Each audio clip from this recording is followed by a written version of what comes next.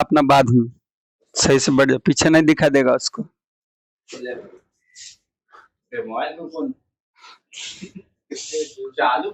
जो इम्पोर्टेंट है वही बताएंगे, घर में वीडियो को जरूर देख लीजिएगा, ठीक है ना, चैप्टर बाय चैप्टर। हम ठिका रहे हैं ना, हो मानी पसंद कर लेगी ना,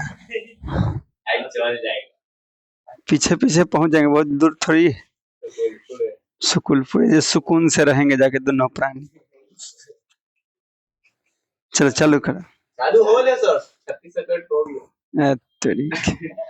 चलिए, स्वागत है आपका यूट्यूब चैनल टेस्ट स्टडी पीके में। तो मैं आज 2 नंबर वाले जो प्रश्न होते हैं साइंस का वो लेकर हाजिर हूँ, जो जो important exam point of view से है वही पढ़ाऊंगा, ठीक है ना, फालतू एक भी बात नहीं होगा, नो बकवास, ठीक है। चलिए प्रश्न की ओर बढ़ते। प्रश्न है, प्रकाश के प्रवर्तन के नियम को लिखकर उसके सत्यापना की पुष्टि करे। बुरा, प्रकाश के प्रवर्तन को लिखना है, क्या लिखना है, प्रकाश के प्रवर्तन को लिखना है। तो प्रकाश के प्रवर्तन के 2 नियम है, याद रखिएगा। प्रकाश के प्रवर्तन के कितने नियम है, 2 नियम है। एक है कि आपतित किरण, प्रवर्तित किरण तथा आपतन बिंदु पर डाला गया अभिलंब तीनों क्या होता है, एक ही तल पर। देखो, ये आपतित किरण हुआ, ये प्रवर्तित किरण हुआ ना, ये आपतन बिंदु हुआ, ये पर डाले लंब जो तीनों एक जगह है कि नहीं है, आपतित किरण, प्रवर्तित किरण, और यहाँ आपतन बिंदु पे जो लंब डाले तीनों कहाँ है, एक ही जगह पर है। ये पहला नियम। दूसरा नियम है आपतन कोण बराबर प्रवर्तन कोण होता है। बहुत इंपॉर्टेंट ये क्वेश्चन है, ठीक है। आपतन कोण बराबर, देखो इधर बना जो आपतन कोण, इधर बना जो प्रवर्तन, तो आपतन कोण बराबर प्रवर्तन कोण होता है, ठीक है ना। इसी को क्या कहते हैं, प्रकाश के प्रवर्तन के नियम। प्रकाश के प्रवर्तन के 2 नियम है, ठीक है ना। तो आपतित किरण, प्रवर्तित किरण तथा आपतन बिंदु पर डाला गया अवलंब तीनों कहाँ होता है, एक ही तल पर होता है। दूसरा नियम है आपतन कोण बराबर क्या होता है, प्रवर्तन कोण होता है। कोई दिक्कत नहीं ना। चलिए आगे बढ़ते। ये बहुत इंपॉर्टेंट क्वेश्चन, जो जो इंपॉर्टेंट प्रश्न है वही बताएंगे। आप लोग वीडियो को देख लीजिएगा अच्छा से, चोरी चमारी करने के दिन भी वही प्रश्न को ले जाइएगा, ठीक है। अवतल दर्पण के उपयोग को लिखिए। देखिए किसका उपयोग है, अवतल दर्पण का उपयोग। अवतल दर्पण का उपयोग दिख रहा है साफ साफ, बुआ यहाँ धुंधला। किसका उपयोग है, अवतल, ये भी इंपॉर्टेंट है। अब जो भी बताएंगे इस वीडियो में सिर्फ इंपॉर्टेंट याद रखिएगा, ठीक है ना। तो घर में जाकर ये वीडियो को जरूर देखिएगा, ठीक है। यहाँ से होगा, हो सकता है चढ़ा देंगे वीडियो, ठीक है। तो किसका उपयोग वो आप जान रहे हैं, अवतल दर्पण का उपयोग। तो हजामत बनाने में, दाढ़ी उड़ी बनाने में, हजामत बनाने मतलब दाढ़ी उड़ी बनाने में किसका उपयोग करते हैं, अवतल दर्पण। टॉर्च में, टॉर्च देखे हैं, टॉर्च के आगे जो रहता है टॉर्च में, वाहनों के हेडलाइट में हजामत बनाने में किए, टॉर्च में किए, गाड़ी के जो हेडलाइट होता है उसमें किए, और सर्च लाइट, ऊपर जो लाइट ना होता है लगल उसमें, ठीक है। फिर है सौर भट्ठी में, किसमें, सौर भट्ठी में, सौर कुकर में, इस सब में किसका उपयोग करते हैं, अवतल दर्पण का, ठीक है। डॉक्टर द्वारा आंख कान गला के जांच करने में, ठीक है, तो किसका उपयोग है, अवतल। बहुत इंपॉर्टेंट है, ठीक है, बहुत इंपॉर्टेंट है, ठीक है। चलिए आगे, ये भी बहुत वीवीआई प्रश्न है। उत्तल दर्पण के वाहनों में साइड मिरर के रूप में उपयोग किया जाता है, क्यों। बोल रहा है कि जो उत्तल दर्पण है उसका कहाँ उपयोग करते हैं, वाहनों के साइड मिरर में, या तो रहेगा पास दृश्य दर्पण के रूप में, तो काहे करते हैं, ठीक है। तो यहाँ पॉइंट बाय पॉइंट आपको बताया है, लिखा है चूंकि दर्पण बनने वाला प्रतिबिंब सीधा और छोटा होता है। जो दर्पण है उत्तल दर्पण का काहे उपयोग किया, काहे कि जो दर्पण में प्रतिबिंब बनेगा ना वो सीधा और छोटा बनेगा। वाहन के पीछे से आने वाले वाहनों के अति चालक को आसानी से समझ में आ जाता है, क्या होता है कि छोटा और सीधा प्रतिबिंब बनाता है, अब वस्तु की तुलना में छोटा बनाता है, वस्तु की तुलना में छोटा बनाता है। तो गाड़ी चलाने वाले को पीछे वाला को अच्छा से देख सकता है, पहला पॉइंट। दूसरा, इस दर्पण के दृश्य क्षेत्रफल बड़ा है, यानी दृश्य क्षेत्रफल बड़ा है, यानी कि छोटा होते हुए भी बड़ा क्षेत्र को दिखाता है। दर्पण छोटा है फिर भी क्या दिखाएगा, बड़ा क्षेत्र को दिखाएगा। यही कारण है कि वाहन में उत्तल दर्पण के पास दर्पण के रूप में हम लोग क्या करते हैं, प्रयोग करते हैं। फिर उत्तल दर्पण का दृश्य काफी अधिक होता है। सिंपल सा सबका निचोड़ बता रहे। क्वेश्चन है कि उत्तल दर्पण को हम लोग साइड मिरर में या पास दर्पण के रूप में क्यों करते हैं, तो लिखेंगे उत्तल दर्पण में जो प्रतिबिंब बनता है सीधा और छोटा बनता है, सीधा और छोटा बनता है, ठीक है ना। और दर्पण का क्षेत्रफल छोटा है फिर भी बहुत बड़ा क्षेत्रफल को क्या करता है, दिखाता है, जिससे जो वाहन चालक है, ड्राइवर है, उसको पीछे वाला बहुत बड़ा क्षेत्र आसानी से देख पाता है और आसानी से गाड़ी को क्या कर पाता है, चला पाता है। इसका दृश्य क्षेत्रफल अधिक होने के कारण पीछे का बहुत बड़ा क्षेत्र को देख पाता है। और कुछ नहीं इसमें लिखना है, बस याद रखिएगा कि इसमें सीधा और छोटा प्रतिबिंब बनाता है। इसका दृश्य क्षेत्रफल ज्यादा होने के कारण पीछे का बहुत बड़ा क्षेत्र को दिखाता है, जिससे गाड़ी चलाने वाला को क्या होता है, आसानी होता है, ठीक है, जिससे पीछे वाला बहुत बड़ा क्षेत्र को आसानी से देख पाता है। इसलिए क्या करते हैं हम लोग, वाहनों के जो पास दर्पण होता है उसमें किसका उपयोग करते हैं, उत्तल दर्पण के रूप में। चलिए आगे, बहुत इंपॉर्टेंट सब प्रश्न है।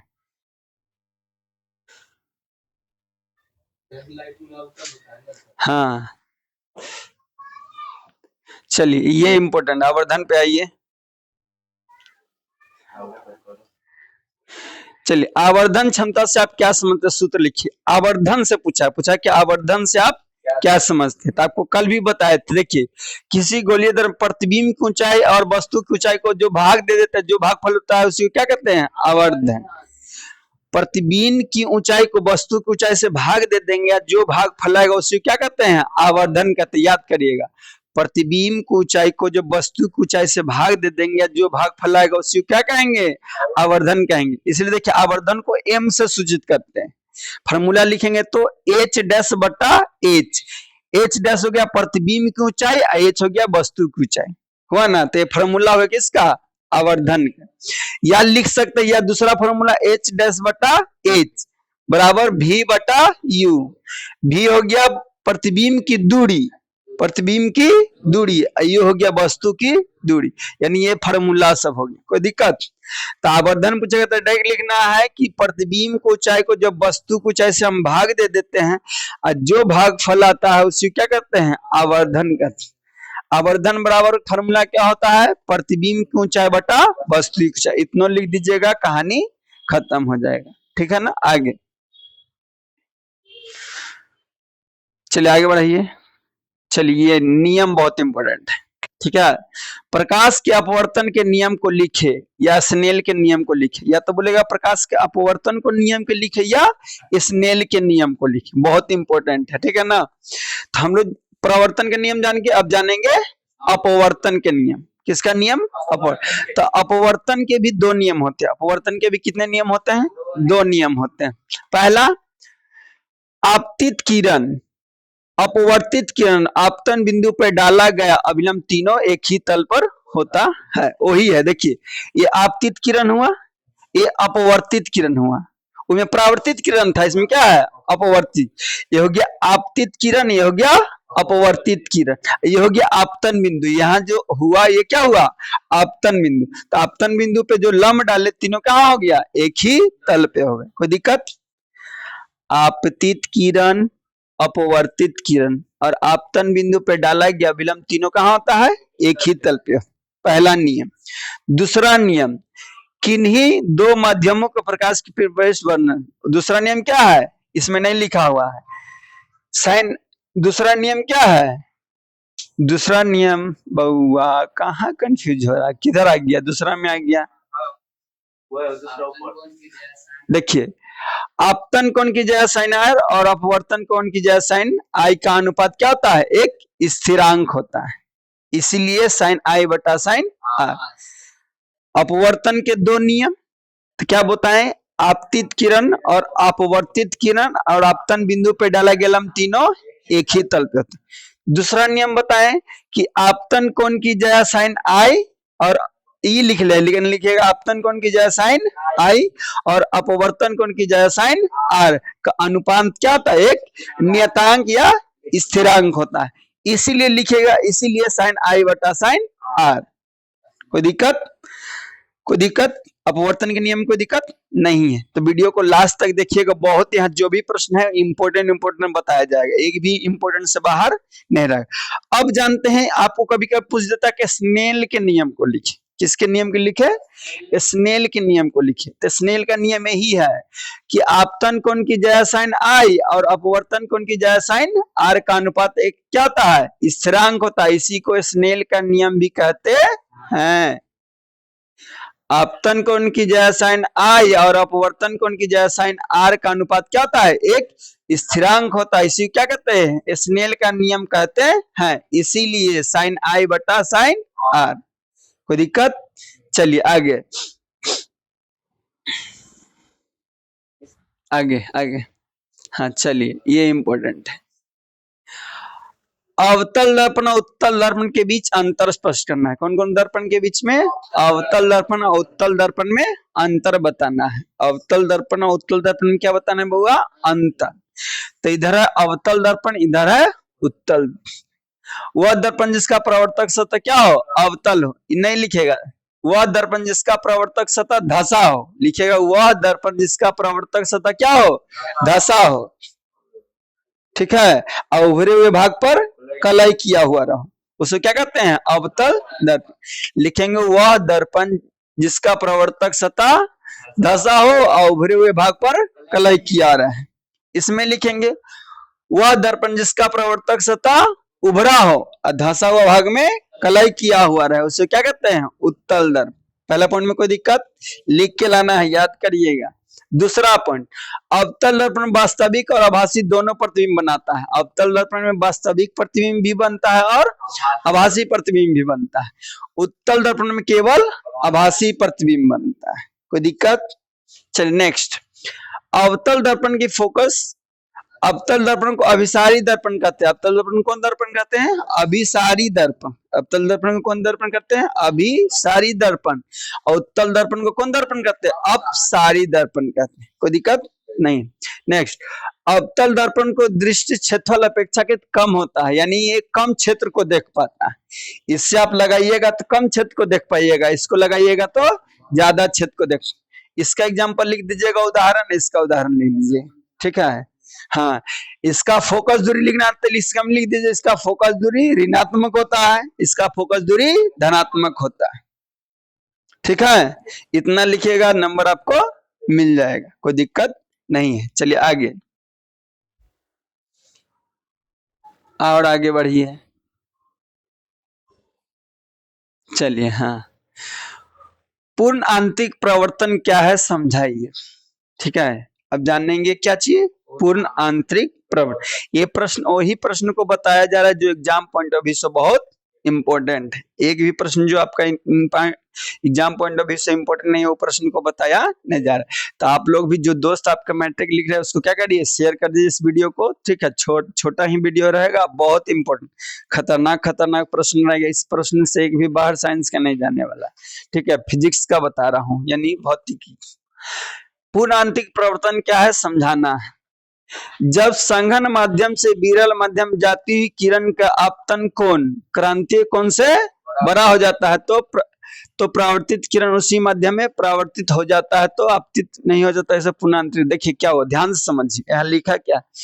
लिखेंगे जब सघन माध्यम से विरल माध्यम में जाती हुई किरण आपतन कोण क्रांतीय कोण से क्या हो जाता है? बड़ा हो जाता है। लिखेंगे कि जब संघन माध्यम से विरल माध्यम में जाती किरण आपतन कोण क्रांतीय कोण से क्या हो जाता है? बड़ा हो जाता है, तो प्रकाश फिर उसी माध्यम क्या होता है? वापस लौट जाता है। फिर प्रकाश उसी माध्यम में वापस लौट जाता है। अब प्रकाश के उसी माध्यम में लौटने की इस घटना को क्या कहते हैं? पूर्ण आंतरिक परावर्तन कहते हैं। लिखेंगे पूर्ण आंतरिक परावर्तन क्या लिखेंगे? जब संघन माध्यम से विरल माध्यम में जाती हुई प्रकाश की किरण आपतन कोण क्रांतीय कोण से क्या हो जाता है? बड़ा हो जाता है, तो प्रकाश फिर उसी माध्यम में क्या हो जाता है? वापस लौट जाता है। फिर उसी माध्यम में प्रकाश क्या हो जाता है? वापस लौट जाता है। अब प्रकाश की उसी माध्यम में वापस लौटने की घटना को हम क्या कहते हैं? प्रकाश का पूर्ण आंतरिक प्रवर्तन कहते हैं। हीरा भी चमकता है पूर्ण आंतरिक प्रवर्तन के कारण। रोड पर कभी कभी आपको दिखाई देता है, गर्मी के दिन लगे कि रोड पर पानी है, तो पानी किसके कारण दिखा दिया? पूर्ण आंतरिक प्रवर्तन कारण। जो डायमंड आपको, जो हीरा चमक रहा है, किसके कारण? पूर्ण आंतरिक प्रवर्तन के कारण। ठीक है, चलिए आगे।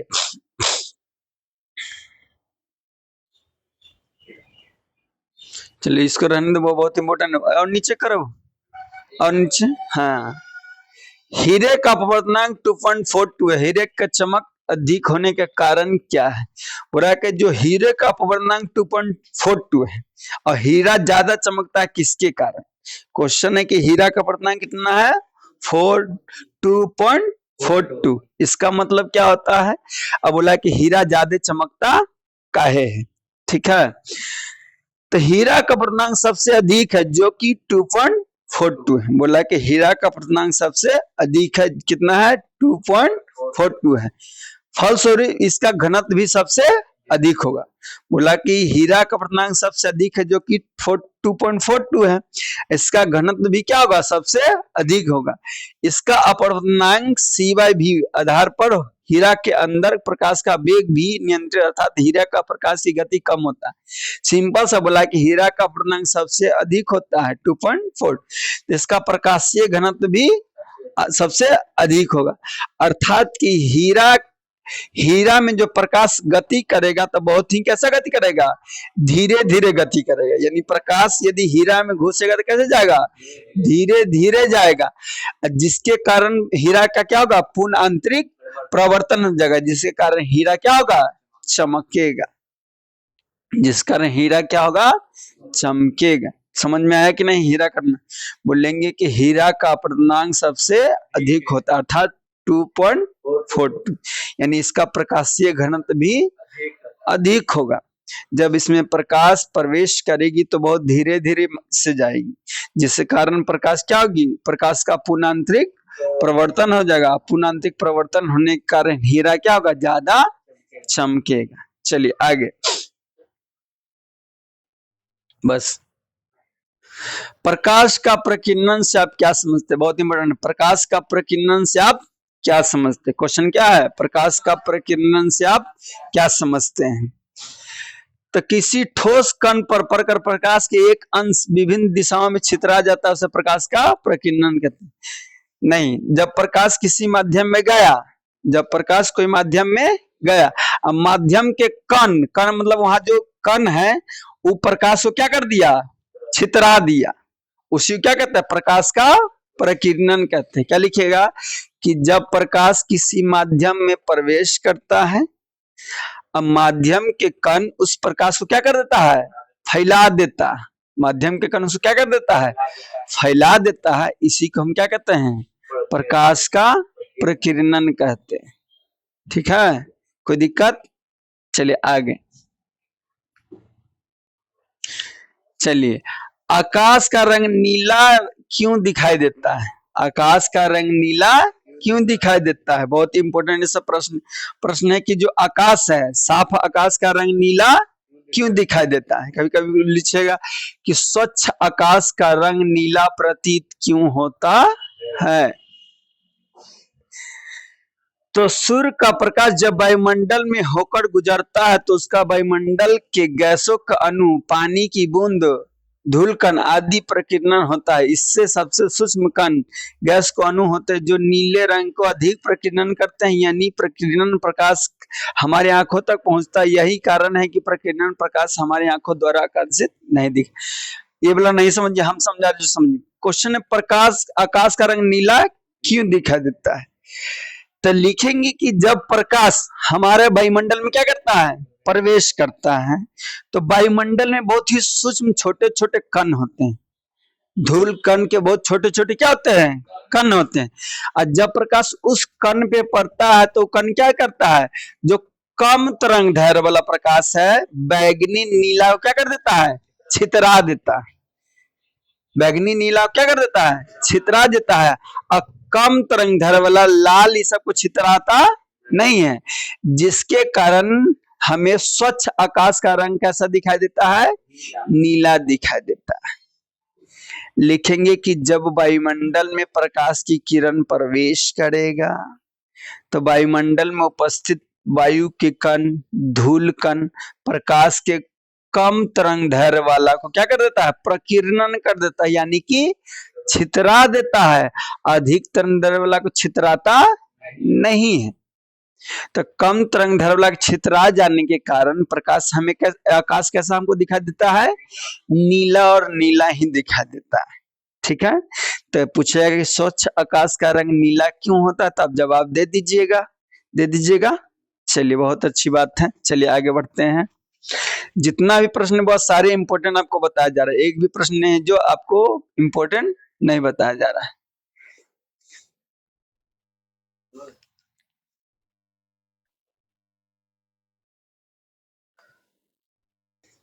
चलिए हटाइए ऊपर।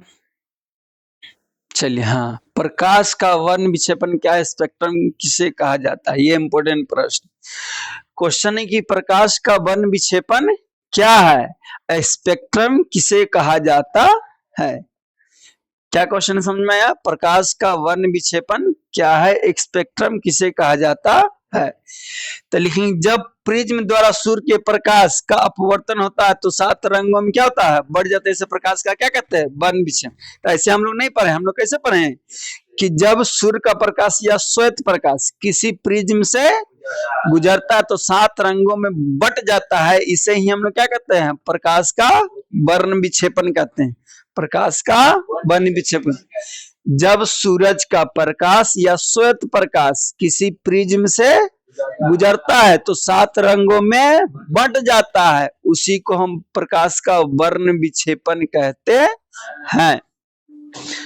कोई दिक्कत। अब पूछा है स्पेक्ट्रम किसे कहा जाता है, क्या पूछा है, स्पेक्ट्रम से कहा जाता है।